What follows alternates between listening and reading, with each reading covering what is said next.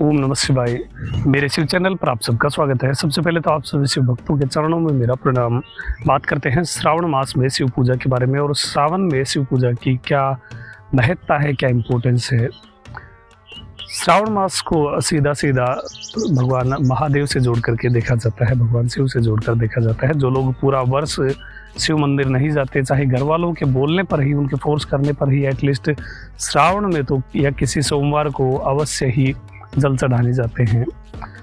और मंदिरों में हर जगह शिवालय में भीड़ नजर आती है। जो शिवालय सूने नजर आते थे वो श्रावण मास में पूर्ण रूप से भर जाते हैं।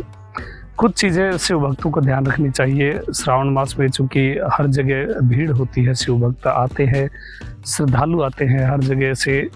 अपने आसपास में जो लोग नहीं आ रहे थे वो भी आते हैं, इस कारण भीड़ होती है। तो कुछ चीज़ें विशेष करके बिल्व पत्र से संबंधित या शिव निर्माल्य से संबंधित ध्यान देने योग्य होती हैं। वो सब चीज़ें हम इस वीडियो में डिस्कस करने वाले हैं और क्या विशेष आप शिव भक्तों को करना चाहिए।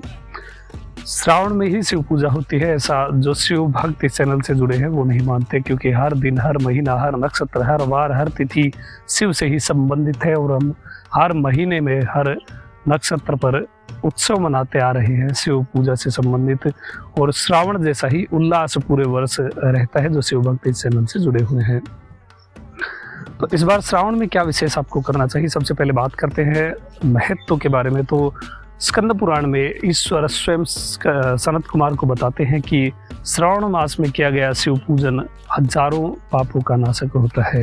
श्रावण मास में किया गया शिव पूजन 1000 गुना अधिक श्रेष्ठ होता है। इसलिए श्रावण मास में, सावन में नित्य ही आपको शिवलिंग पूजा करनी चाहिए। और जिन शिव भक्तों के पास में स्वयं घर पर शिवलिंग है, नर्मदेश्वर है, जो बहुत सारे शिव भक्त कमेंट करके पूछते हैं कि जो पूजाएं यहाँ इस चैनल पर बताई जाती है क्या वो घर पर भी परफॉर्म कर सकते हैं। तो बिल्कुल कर सकते हैं। जो भी आपके पास लिंगम है घर पर, उसी पर आप जो पूजाएं यहाँ बताई जाती है वो सब कर सकते हैं। इसमें कोई भी दोष या फिर संशय वाली बात नहीं है।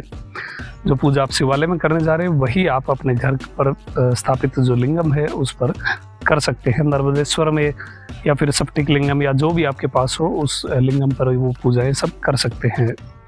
सबसे पहले बात करते हैं अभिषेक के बारे में। तो अभिषेक में आपको श्रावण मास में गन्ने के रस से अभिषेक करना है। पूरा महीना जब भी आपको प्राप्त हो जाए, शुद्ध जल से या फिर गंगा जल से आप अभिषेक करेंगे ही, किंतु जो विशेष द्रव्य श्रावण मास के लिए होने वाला है वो है गन्ने का रस। गन्ने के रस से श्रावण मास में आपको हो सके तो नित्य करें, या फिर नित्य ना मिल सके तो जब भी आपको मिल जाए तब आप करें। दूसरी चीज़ जो महत्वपूर्ण है, इस श्रावण मास से ही आप सभी प्रारंभ कर दीजिए और हर महीने आपको ये करना है। भस्म सदैव धारण करें, रुद्राक्ष सदैव धारण करें।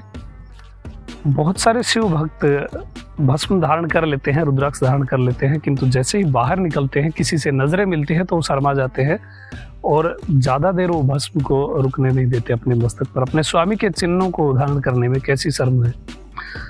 लोग अलग अलग कलर के बाल रंगवाते हैं, बहुत सारी छपरी वगैरह जो आप देखते हैं अपने अराउंड में, ऐसे भी लोग हैं। बहुत सारे लोग नई नई चीज़ें, नई नई ड्रेस, बिल्कुल ऐसा जो आउट ऑफ नोवेयर है, वो ये सब चीज़ें करने में नहीं शर्माते। तो हम अपने स्वामी के चिन्हों को धारण करने में क्यों शर्माए। इसलिए सभी प्रकार की लज्जा का, और लज्जा भी किसी प्रकार की, इसका कोई महत्व औचित्य ही नहीं है। जो लोग ऐसी चीज़ें करते हैं जो समाज के या फिर संस्कृति के विरुद्ध हैं, वो भी लज्जा नहीं करते। तो हम, जिससे हम मुक्ति की इच्छा कर रहे हैं, मोक्ष की इच्छा कर रहे हैं, सुख कामनाओं की इच्छा कर रहे हैं, उनके चिन्हों को धारण करने में बिल्कुल भी हेजिटेट नहीं होना चाहिए। सदैव एक शिव भक्त जब कहीं जाए तो वो उन चिन्हों के द्वारा उसके स्वामी के नाम से जाना चाहिए। यानी जब आप भस्म धारण करके जा रहे हैं तो स्वतः ही लोगों के मुख से निकले कि शिव भक्त आ रहा है। इतना सामर्थ्य, इतनी पहचान तो एक शिव भक्त की अवश्य होनी चाहिए। अपने स्वामी का महत्व लोगों के सामने हम रिप्रेजेंट करते हैं, तो इसलिए सदैव भस्म रुद्राक्ष अवश्य धारण करें। पूरा श्रावण महीने अभी से आप प्रैक्टिस कर दीजिए, आपकी शर्म भी थोड़ी सी खुल जाएगी, क्योंकि श्रावण मास में सभी शिव भक्ति करते हैं। जो लोग कभी मंदिर नहीं जाते वो भी जल चढ़ाने जाते हैं। तो आप भस्म धारण करके नित्य ही शिव पूजा करिए और भस्म लगाकर ही घर से निकलिए। सदैव रुद्राक्ष धारण करिए और नमः शिवाय पंचाक्षरी का जाप करिए। बहुत सारे शिव भक्त कंफ्यूज होते हैं कि इनका वीडियो देखो, उनका वीडियो देखिए, इन्होंने ऐसा बताया है कि बिना दीक्षा के पंचाक्षरी का जाप नहीं कर सकते, ये वो। देखिए, सबसे पहली बात मैं आप सभी शिव भक्तों के साथ पुनः इस चीज़ को रिपीट कर रहा हूँ। बात केवल उनकी सुनिए जो शैवों से संबंधित हैं, जो भगवान शिव से संबंधित हैं, जिनके मस्तक पर भस्म नहीं है, गले में रुद्राक्ष नहीं है, अन्य चीज़ें जो धारण करते हैं, अन्यों की पूजा करते हैं, वो शिव के ऊपर आकर के ज्ञान देते हैं। तो ये कहाँ तक उचित है कि आप उनकी बात सुने? जो प्रमाणिक हैं, जो ऑथेंटिक हैं, जो शैव हैं, उनसे ही आप शिव से संबंधित जो तथ्य हैं उनको ग्रहण करिए और अपने जीवन में अपनाइए। लोग कुछ भी बोलते हैं, कहीं भी बैठ करके कुछ भी बोलते हैं, उसमें सभी आ गए। अभी इतनी भीड़ हो रखी है, देखिए हर जगह पर जो भस्म नहीं लगा रखा जिस व्यक्ति ने, जिसने रुद्राक्ष धारण नहीं किया है, अन्य चीजें धारण की हैं, और वो शिव के ऊपर ज्ञान दे रहा है, उसके करोड़ों फॉलोवर हैं, और वो भी अनाप शनाप ज्ञान जिसका कोई औचित्य नहीं है। तो शिव से संबंधित तथ्य केवल शैवों से ही आप ग्रहण करें, यही उचित होगा। कोई भी आजकल कुछ भी बोलता रहता है, सोशल मीडिया का जमाना है, तो अनाप शनाप ज्ञान आप ग्रहण ना करें। शिव पुराण में भी मेंशन है, अन्य शास्त्रों में भी मेंशन है। दीक्षा का महत्व तो है। गुरु दीक्षा से यदि आपको पंचाक्षरी विद्या प्राप्त होती है तो करोड़ों गुना अधिक फलदायी होती है, किंतु जब तक आपके पास दीक्षा नहीं है तो आप उस लाभ से वंचित कैसे रह सकते हैं? इसलिए हमेशा नमः शिवाय का निसंकोच होकर के जाप करिए और भगवान से प्रार्थना करिए कि आपको शिव गुरु प्राप्त हो, जो शिव ज्ञान देने में प्रवीण हो, उनसे आपकी दीक्षा हो, तब तक आप नमः शिवाय का जाप करिए। इसमें कोई दोष नहीं है। बिना दीक्षा के भी आप नमः शिवाय का जाप कर सकते हैं। नमः शिवाय का कीर्तन करना अलग है, किंतु रुद्राक्ष की माला लेकर के उस पे मानसिक रूप से जाप करना अलग चीज है। तो बिना दीक्षा के भी आप रुद्राक्ष की माला पर नमः शिवाय का जाप कर सकते हैं, बिना ऐसा कीर्तन किए हुए केवल मानसिक रूप से नमः शिवाय का आप, या फिर नमः शिवाय का आप उपांशु जप भी कर सकते हैं। उपांशु का अर्थ होता है आपके होठ केवल हिलेंगे, किंतु आपके पास में बैठे हुए को भी सुनाई नहीं देगा कि आप किस मंत्र का जाप कर रहे हैं। तो केवल होठ हिलाते हुए भी आप रुद्राक्ष की माला पर नमः शिवाय का जाप कर सकते हैं। ऐसा कंफ्यूज, किसी की भी बातों को सुन करके कंफ्यूज होने की आवश्यकता नहीं है। श्रावण मास में आप प्रयास करें कि अगरू की धूप शिवालय में करें, या फिर थोड़ी सी धूप कंडे के ऊपर लेकर के या उपले के ऊपर, तो उसमें उपले के ऊपर डाल करके अगरू की धूप आप या अपने घर में या तो मंदिर में जो लिंगम आपके प्रतिष्ठित है, नर्मदेश्वर या सफ्टिक या फिर जो भी लिंगम आपके पास है, उसके समक्ष आप अगरू की धूप खे या फिर शिवालय में जाकर के ये कार्य करें। इसका अनंत कोटि पुण्य होता है। शिवालय को सुगंधित धूप से पूरा सुगंधमय बनाना अपने आप में शिव कृपा का एक उपाय होता है। इस श्रावण मास में कम से कम एक बिल्व वृक्ष आप सभी शिव भक्त ऐसा निश्चय करें कि स्वामी सेवा कर रहे हैं, इस उद्देश्य से लेकर के एक बिल्व वृक्ष का पौधा अवश्य ही रोपित करें और इसकी देखभाल करें। और श्रावण मास में बारिश होती रहती है, इसलिए उस पौधे के सरवाइव करने के चांस ज़्यादा होते हैं, उसके बचने के जो चांस है वो अधिक होते हैं। इसलिए कम से कम एक पेड़ अपने आसपास में, पार्क में या कहीं भी मंदिर में जा कर के एक पौधा बिल्व वृक्ष का आप अवश्य ही लगाएं और उसकी सेवा करें। श्रावण मास में 9 जो बिल्व पत्र हैं उनसे भगवान शिव की अर्चना करनी चाहिए। ऐसा मेंशन है कि फलों के साथ श्रीफल, श्री अर्थात लक्ष्मी और फल अर्थात जो फल बिल्व वृक्ष का फल है, क्योंकि बिल्व की उत्पत्ति माता लक्ष्मी से ही हुई है, इसलिए इसे श्रीफल यानी बिल्व के फल से और बिल्व पत्रों से आप शिवलिंग की पूजा करें।